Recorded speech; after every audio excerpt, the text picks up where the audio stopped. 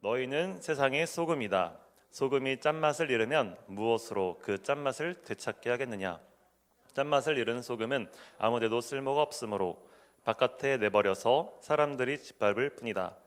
너희는 세상의 빛이다. 산 위에 세운 마을은 숨길 수 없다. 또 사람이 등불을 켜서 말 아래에다 내려놓지 아니하고 등경 위에다 놓아둔다.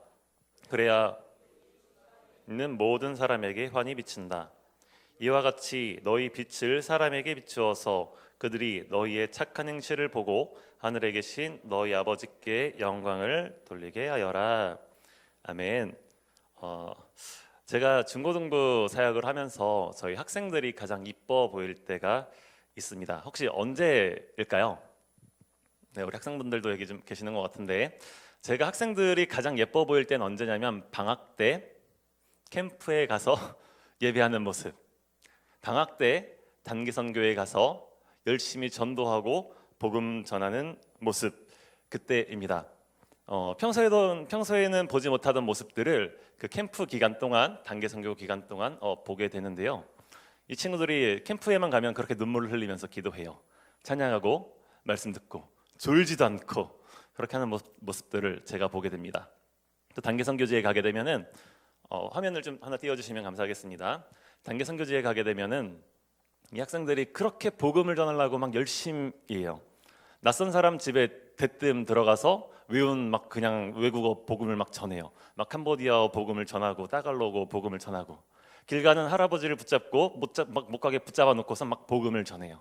아이들이 놀러 오면은 안아주고 사랑해주고 막 복음을 전하려 그러고, 저녁만 되면은 막 기도하고 찬양하면서 울고, 아침 되면 큐티하면서 시간 가는 줄 모르고, 그런 모습들을 보내곤 합니다. 그런데 요 녀석들이 그 예뻐 보이던 녀석들이 한 주, 두 주, 한 달 되면은 다시 조금씩 칙칙해지기 시작하고 어두워지기 시작하고, 또 학기가 시작되고 중간 기말고사가 되면 아예 보이질 않습니다. 이런 반복되는 모습 가운데 계속해서 학생들은 잘하고 있는 것 같아요. 그런데 결과적으로 학생들을 봤을 때에는 이 학생들이 조금씩은 성장하고 있구나. 이게 다시 원점으로 돌아가는 게 아니라 우상향 그래프라고 할까요? 계속해서 성장하는 모습으로 학생들이 자라고 있구나라는 것들을 보게 됩니다. 혹시 우리 청년 여러분들은 그런 때가 있었나요? 나의 신앙이 급 성장했었던 때, 혹시 청소년 시기에 그 캠프 기간 그립지 않으신가요? 혹은 청소년기에 단기선교 이런 때가 그립지 않으신가요?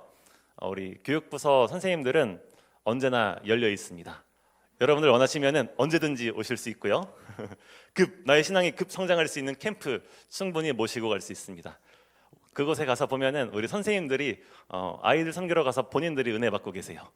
본인들이 눈물 흘리고 계시고 본인들이 기도하고 계시고, 그래서 막 기도 시간이 되면 이제 아이들 붙잡고 좀 기도해야 되는데 막 선생님들 보잖아요. 선생님들이 막 이러면서 놀고 있고 막 기도하고 있고 막 그러고 있습니다. 우리 선생님들도 충분히 은혜 받으실 수 있으니까 교육부서의 문은 언제나 열려 있다는 점 잘 알아주시면 감사하겠습니다. 지금이라도 열려 있습니다.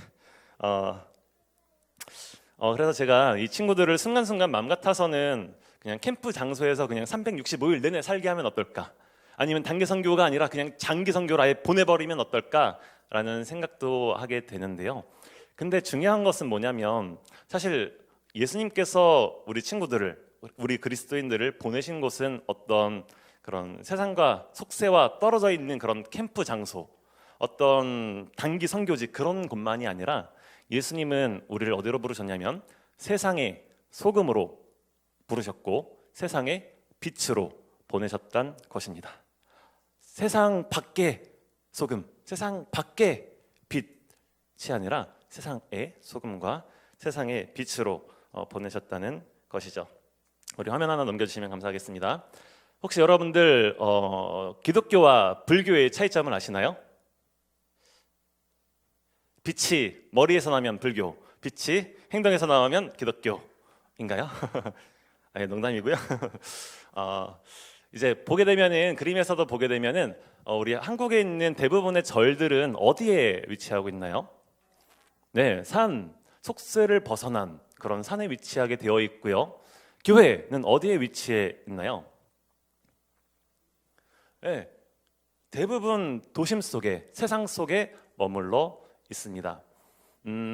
불교의 교리가 다양할 수 있지만 일반적으로 우리가 알고 있는 불교의 교리는 계속해서 무소유, 무소유, 무소유, 그렇게 모든 욕심과 소유를 내려놓고 결국에는 열반의 경지에 다다른다 그래요. 그래서 자기가 부처가 되고 계속해서 반복하는 인생의 그 굴레로부터 벗어나는 것을 최고의 어떠한 은혜, 구원이라고 보는 것 같습니다.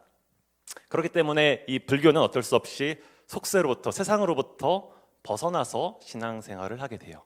하지만 우리 교회는 세상을 벗어나는 게 아니라 오히려 거꾸로 예수님께서 세상으로 보내셨습니다. 우리는 세상의 소금이고 세상의 빛이라는 거죠. 그래서 학생들이 캠프 중에 너무나 아름다워 보이고 예뻐 보이기도 하고 단기 선교 중에 너무나 막 아름다워 보이고 은혜스러워 보이기도 하지만 이 학생들을 그곳에서만 생활할 수 없게 하는 것은 예수님께서 보내신 것은 캠프지, 세상을 떠난 어떤 곳이 아니라 바로 우리의 일상 가운데에 우리가 머무는 학교, 우리가 머무는 직장, 우리가 머무는 그 가정, 그 일상 가운데에 세상 속으로 우리를 보내셨기 때문이죠. 네, 화면 하나 넘겨주시면 감사하겠습니다. 우리 본문 다시 한 번 더 읽고 한번 생각해 보면 좋겠습니다. 함께 읽어보겠습니다. 시작.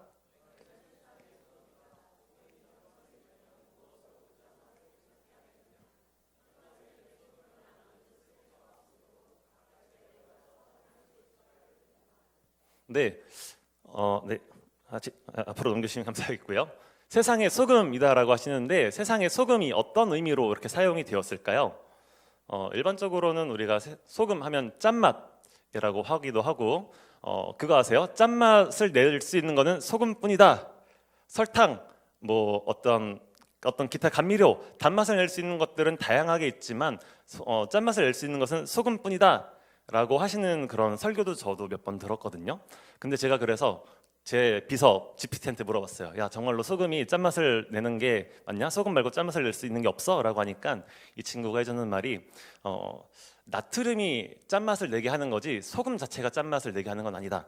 그래서 짠맛을 낼 수 있는 것은 뭐 염화칼륨도 있고 우리가 잘 아는 MSG, 미원도 있고 뭐 구연산 나트륨 이런 것들이 있대요. 이런 것들도 짠맛을 낸다고 하더라고요. 그러면 세상에 소금은 이제 유일하게 짠맛을 낼 수 있는 그 소금, 우리의 유일성을 말하는 게 아니었구나. 그럼 무엇을 말하는 걸까?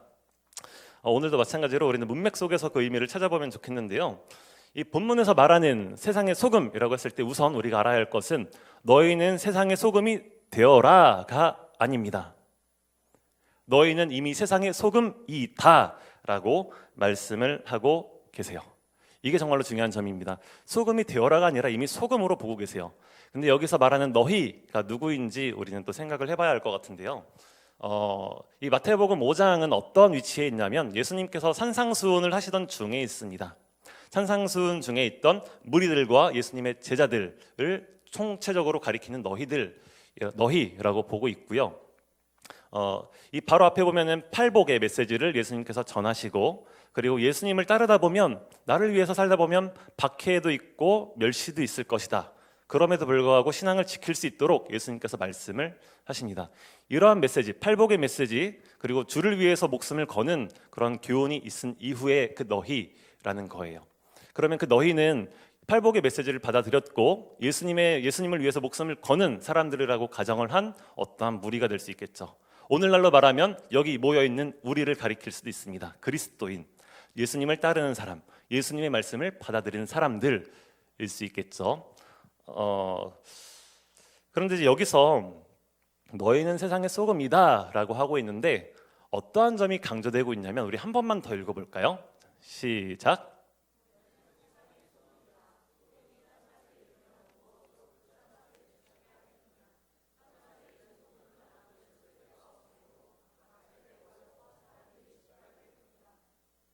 네, 너희는 소금이다. 그러니까 짠맛을 내라 고 말하고 있지 않고 짠맛을 잃지 말아라에 초점이 있는 것 같아요. 너희는 소금이야. 그러니까 너희는 짠맛을 내야 돼가 아니라 이 문맥에서의 초점을 보면 짠맛을 잃어버리지 말아라.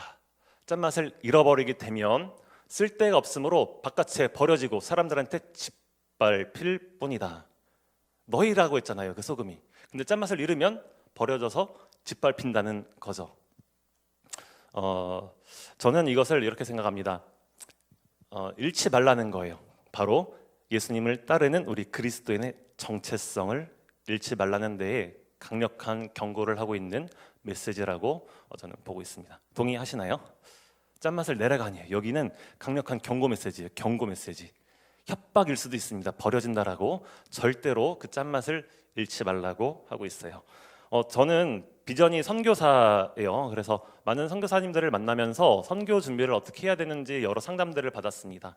네, 선교사님께서 이제 많은 상담들이 있었는데 아직까지도 제 머리에 박혀 있고 아직까지도 제 선교 준비의 기준이 되고 있는 그 메시지가 있었는데요. 한 선교사님이 그러시더라고요. 전도사님, 선교를 준비하려면 많은 것들을 준비해야 되지만 먼저 선교사가 되어야 합니다.라고 하셨어요. 당연한 말인데 띵 한 대 맞은 기분이었습니다.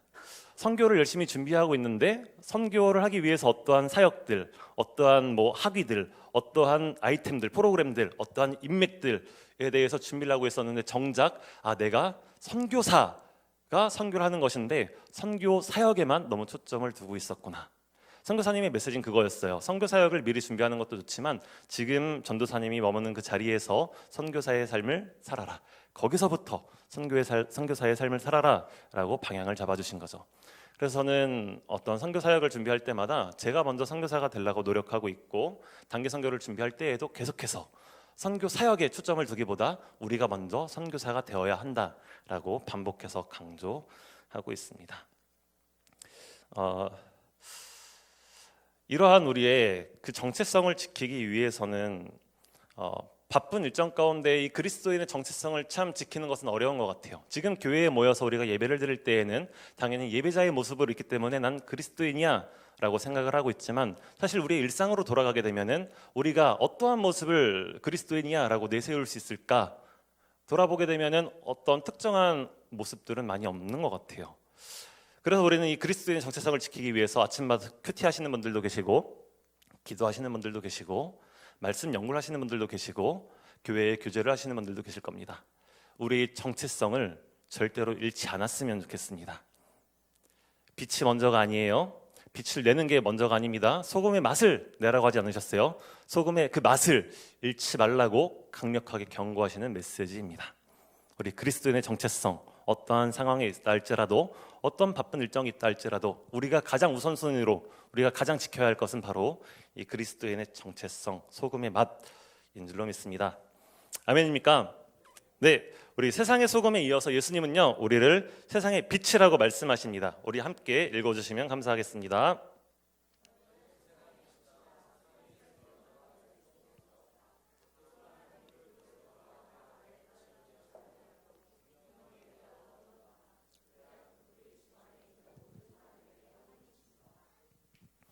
아멘. 이번에도 너희는 세상의 빛이 되어라가 아니라 너희는 세상의 빛이다라고 이미 정의해 주셔요. 이제 문맥으로 보게 되면은 이 소금의 맛을 잃지 않은 너희가 될 수 있겠죠. 소금의 맛을 잃어버리면 너희는 빛도 아닌 것도 되고 이미 버려져서 쓸데없게 되는데, 그죠? 우리는 소금의 맛을 지킨 그 너희는 바로 이 세상의 빛이다라고 볼 수 있어요. 소금의 맛을 잃지 않은 너희는 자연스럽게 빛이 드러납니다. 이 문맥에서도 보면은 산 위에 마을은 숨길 수 없다. 당연히 산 위에 있는 마을은 아무리 우리가 안 보려고 해도 눈을 들어서 보게 된다면 볼 수밖에 없을 것이고, 또 사람이 등불을 켜서 말 아래에다 두지 아니하고 오히려 이 빛은 높은 곳에다가 두는 것이 당연한 것이다라고 하고 있죠. 우리는 그 소금의 맛을 잃지만 않으면 세상 속에서 드러나는 존재일 수밖에 없습니다. 이 빛은요, 그 빛을 감추려고 해도 어둠 가운데 있으면 빛이 드러날 수밖에 없고요. 빛을 내려고 노력하지 않아도 그냥 존재하는 그 자체로 빛이 드러나게 되어 있습니다. 지금 우리 청년분들 보시게 되면 굉장히 젊으신 분들인 것 같아요. 그렇죠? 저보다 나이가 어리신 분들도 많고 많으신 분들도 한두 분 보이시는 것 같긴 한데 굉장히 다들 젊으신 분이라고 생각합니다. 그래서 우리는 사회 초년생 아마일 거예요. 그렇죠? 사회 초년생이다 보니까 사업을 했더라도 아직 크게 어떠한 것을 이루지 못했을 수도 있고 취업을 하더라도 아직 막내 뭐 인턴일 수도 있고 그렇죠. 그러다 보니까 우리가 사회에 갔을 때에는 굉장히 낮은 자, 어떻게 보면은 나의 뜻을 아직 실현하지 못한 작은 번데기와 같은 그런 모습으로 나를 볼 수도 있는 것 같아요. 나는 아직도 차가 없어서 지하철을 타고 다닐 수도 있고, 나의 차를 봤을 때는 정말로 어떻게 보면 저렴한 차를 타고 다닐 수도 있지만, 때로는 이제 우리의 과장님들 보고 뭐 부장님들 보고 사장님들의 차를 보면 막 외제차 타고 다니고, 돈 쓰는 것도 뻥뻥 쓰시는 것 같고, 뭘 샀다고 하시는데 엄청 막 비싸 보이고, 집 샀다고 하셨는데 막 아파트 막 나는 넘볼 수도 없는 그런 아파트에 사시고, 그런 분위기 속에 있다 보면은 알게 모르게 우리는 계속해서 주눅들게 되는 것 같아요. 아, 나는 작은 자구나. 그리고 어떤 일을 하려 그래도 어떤 나의 맞선임이 어떤 일들을 막 하고 있을 때 나의 생각을 펼 수 없고 그냥 따라가서 뭔가 보조만 하고 그래서 아, 나의 역할이 굉장히 작은 사람이구나, 나는 사회에서 굉장히 작은 사람이구나 라고 위축될 수 있지만, 우리의 존재는 빛입니다. 아멘입니까? 빛이에요. 빛을 비추는 겁니다. 소금의 맛을 잃지 않는다면 그곳에 있는 것 자체로도 우리는 그곳에 빛을 비출 수가 있어요. 어떤 빛이냐? 혹시 그분들이 100년 후에는 어떠한 모습으로 있을까요? 여기 있는 우리와 그들과의 신분이 어떠한 모습으로 차이가 있겠습니까? 대부분은 그리스도인이 아닌 분들과 함께 회사 생활을 하시는 걸로 알고 있어요. 우리가 비록 직급은 아직 작고 능력도 적어 보이고 인정받지 못하는 그런 존재라 할지라도, 우리가 맛을 잃지 않은 소금으로서 그곳에 있는다면 우리는 빛으로서 그들에게 하나님을 만날 수 있는 축복의 통로가 될 수 있습니다. 아멘입니까? 다른 일들 많이 중요해요. 다른 것들 누리는 것 중요해요. 저 사람들이 갖고 있는 것 때론 부럽기도 해요. 저도 그래요. 그렇지만 우리의 정체성은 빛이라는 거죠. 우리가 없으면 그들이 어떻게 하나님을 만날 수 있고, 우리가 없으면 그들이 어떻게 예수님의 복음을 들을 수 있고, 우리가 없으면 그들이 어떻게 하나님께 나아오며 구원받은 하나님의 자녀가 될 수 있겠습니까? 우리의 존재 자체만으로도 그곳이 하나님의 나라가 될 수 있는 가능성이 있고, 우리의 존재 자체만으로도 그 사람들이 마귀의 진노의 자녀에서 하나님의 자녀로, 거룩한 하나님의 자녀로 완전하게 신분이 변화할 수 있는 특권의 기회가 열려 있다라는 것이죠. 그런 자부심을 갖고 살았으면 좋겠습니다. 우리는 빛이에요, 빛. 그렇죠? 뭐 그냥 막내 나부랭이가 아니라 우리는 빛입니다. 어떠한 위치에 있어도 그 정체성을 잃지 않고 살아갈 수 있는 우리 될 수 있길 축복합니다. 아멘. 우리 화면 넘겨주시면 감사하겠습니다. 함께 읽어보실게요. 시작.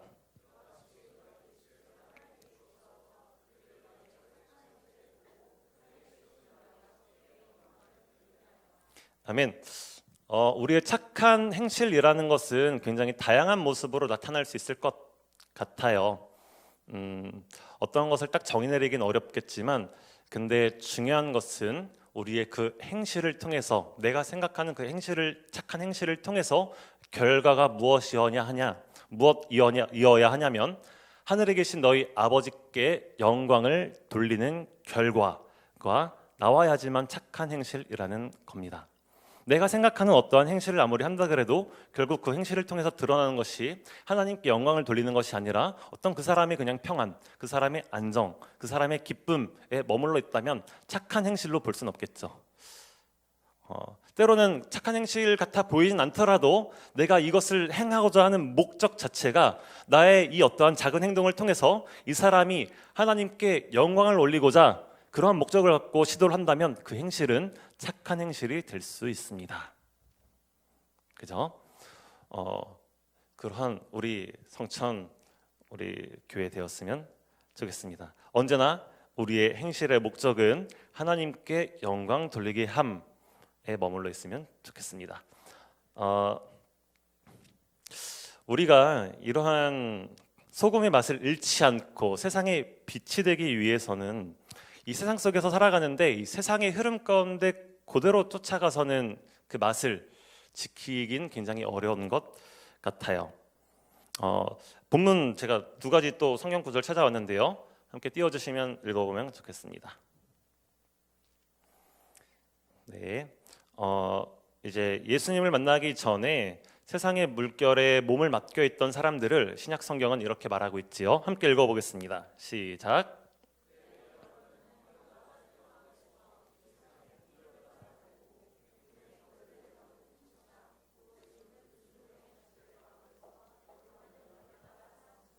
네, 다음 구절 또 읽어주시면 감사하겠습니다.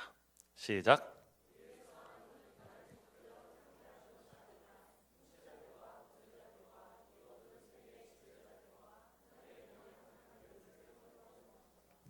네, 이 세계의 흐름을 그대로 쫓는다는 것은 어떠한 사람의 또 다른 문화를 쫓는다는 게 아니라 오늘 성경 이 본문에서 말하는 것은 악한 영들이 지배하고 있는 그 세상의 흐름을 쫓게 될 수밖에 없는 우리의 상황을 이야기해주고 있습니다.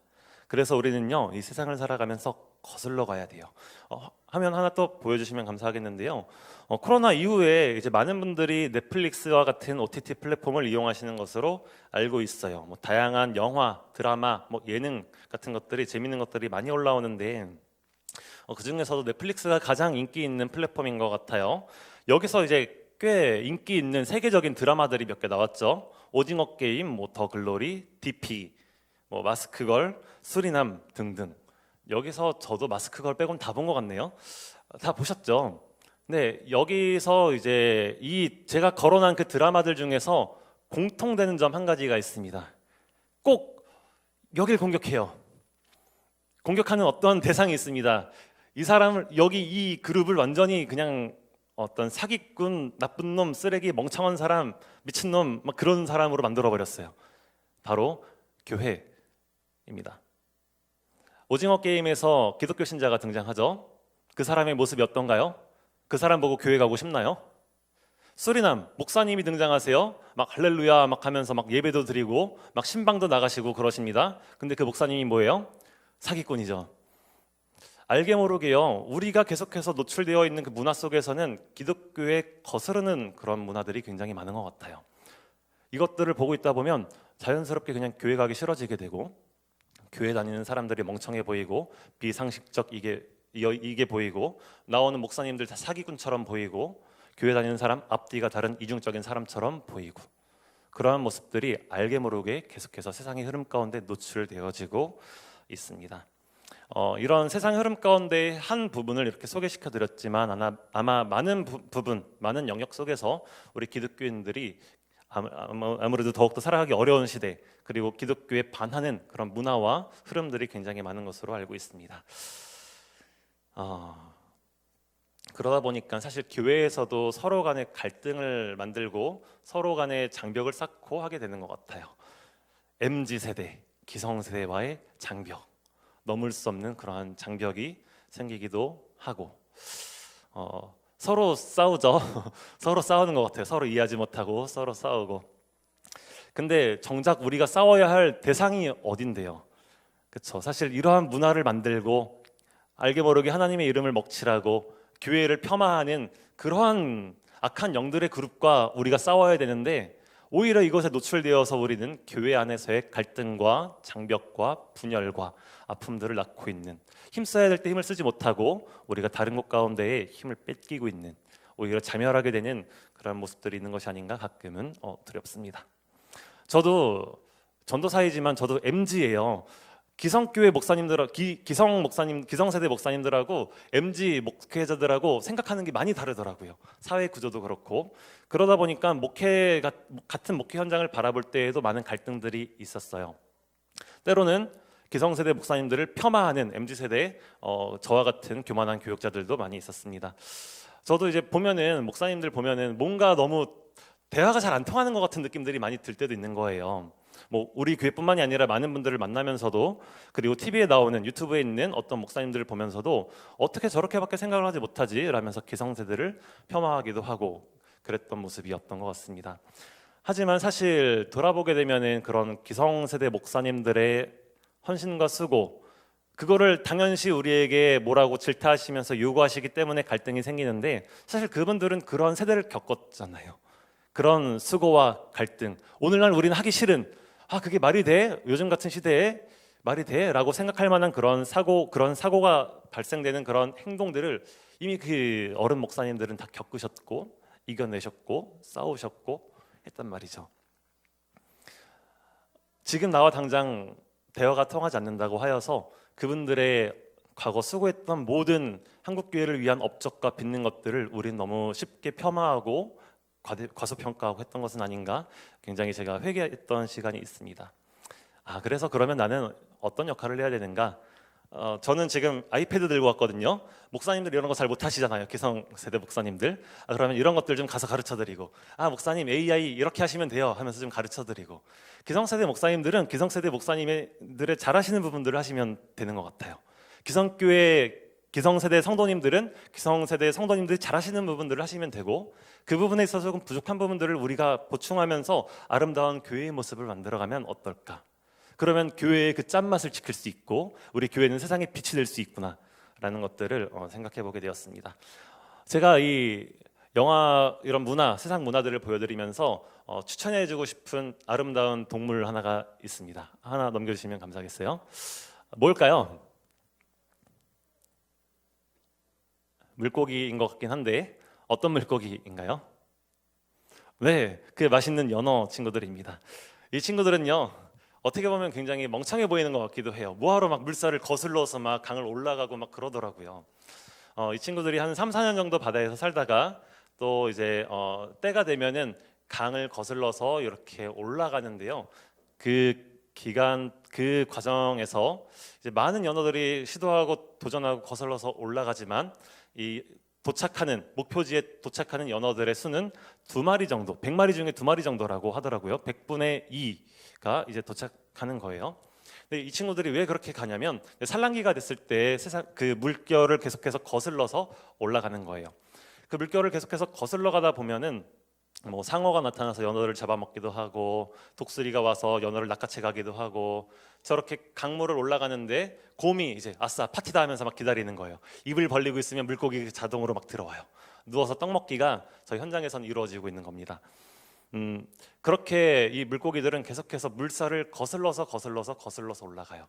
근데 이 물고기들이 그렇잖아요. 그냥 뭐하러 이 고생을 해? 그냥 이 물결의 흐름대로 나 살래 라고 하면서 그냥 물결을 거스르지 않고 자기의 천적이 나타나면 그냥 도망가 버리고 그러면서 다시 바다로 돌아간다면 연어는 벌써 멸종했을 겁니다.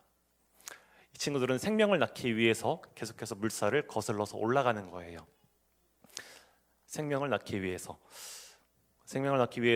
그 고된 과정들을 다 거쳐서 물살을 거슬러서 올라가고 알을 낳기 위해서 꼬리로 막 수십 번 막 구멍을 만들고 알을 낳고, 알을 덮기 위해서 또 꼬리로 막 수십 번 해서 덮고, 그러면 이제 이 물고기들은 거기서 죽게 되는 거예요. 거기서 생을 마감하게 돼요. 그리고 죽어서까지 자기 몸에서 나오는 그 시체에서 나오는 플랑크톤으로 알들에게 영양분을 공급한다고 하더라고요. 굉장히 멋있지 않나요? 그냥 맛있어 보이던 그 연어회, 연어롤 뭐 이런 것들로만 봤는데 이 연어의 삶을 보니까 굉장히 우리 그리스도인들이 배울 것이 많구나. 물결을 거슬러서 올라가는 그 연어의 모습들이 이 세상의 흐름 가운데 우리가 거슬러 가야 하는 그리스도인의 모습과 굉장히 닮아 있구나. 거슬러 가다 보면 그냥 순응하게 되면은 너무나도 쉬워요. 그냥 세상 흐름 가운데 흘러가면서 우리도 굳이 뭐 싸울 필요도 없고 그냥 재미있네, 뭐 드라마 재미있네, 아싸 한잔 마시자, 막 즐기자, 막 즐길 수도 있고, 막 요즘 막 돌싱들도 많고 그분들의 삶도 너무나도 예쁘게 포장되어 있고, 그런 문화들 뭐 동성애 다 인정해주고 받아줄 수도 있고, 우리는 민주주의야, 아름다운 우리 사회 구성원을 만들어야 돼, 소수자들을 존중해줘야 돼 라면서 다 쫓아갈 수 있고, 그냥 그 흐름 가운데 순응하다 보면은 너무나 쉬울 거예요. 하지만 우리는 계속해서 거슬러 가잖아요. 우리의 그 소금의 맛을 지키기 위해서, 계속해서 우리를 통해서 빛을 발하기 위해서.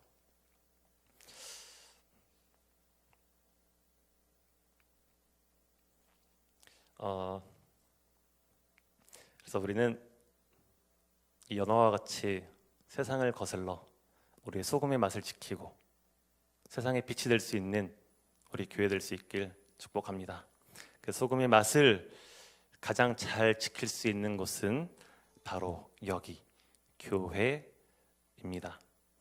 연어들이 돌아갈 때 어떠한 방법으로 돌아가냐 하면 여러 얘기들이 있지만 어떤 자기장 혹은 냄새를 기억해서 그곳으로 조금씩 간다고 해요. 냄새를 맡으면서 자기의 그 산란기의 그 도착지를 기억해서 거슬러 간다라고 합니다.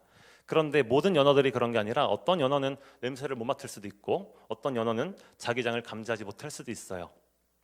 그러면 그때는 어떻게 가야 하느냐? 옆에 있는 연어들을 따라가면 된다 하더라고요. 내가 냄새를 맡지 못하더라도, 내가 자기장을 감지하지 못하더라도, 내가 약해져 있고 내가 넘어져 있고 내가 길을 알지 못한다 할지라도 그 그룹과 함께 도착지를 향할 수 있는 연어의 삶처럼 우리도 신앙생활하다 보면 넘어질 때 있고 소금의 맛이 조금씩 싱거워질 때도 있겠죠. 그때 어떻게 해야 하냐면 옆에 있는 우리 교회를 바라보면서 그들과 함께 우리의 맛을 지키고 세상을 거슬러 갈 수 있는 우리 교회 될 수 있기를 축복합니다. 그 성별 참석하신다고 했어요. 그 성별이라는 행사가 있다라고 들었습니다. 이 시간들 통해서 우리 청년분들이, 우리 싱글 목장분들이 더욱더 소금의 맛을 서로 간에 잘 지켜줄 수 있는 그런 모임이 될 수 있길 축복합니다. 그리하여서 빛의 소굴이 되어서 여기에 빛이 아닌 다른 누군가가 들어왔을 때 그 빛에 감동하여서 하나님을 바라볼 수 있는 그런 축복도 있었으면 좋겠습니다.